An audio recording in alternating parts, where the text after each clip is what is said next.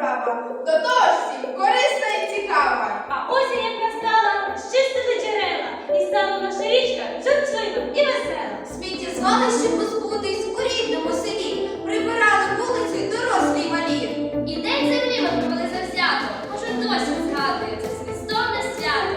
Годівнички для пташок у садках ми розвістили, і дублянки власноруч на виставку робили. Без тих екологічними справами займались, і в умовах карантину жити всі навчались. 2020 рік вніс значні корективи в наше життя.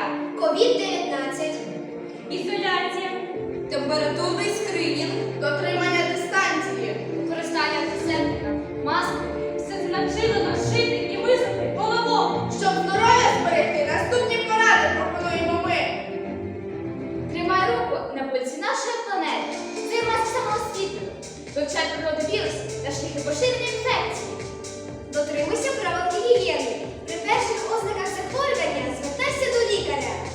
Веди здоровий спосіб життя, займайся фізкультурою та спортом. Дивися правила здорового харчування.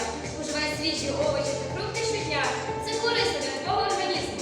Ми добре знаємо, що і де відбувається на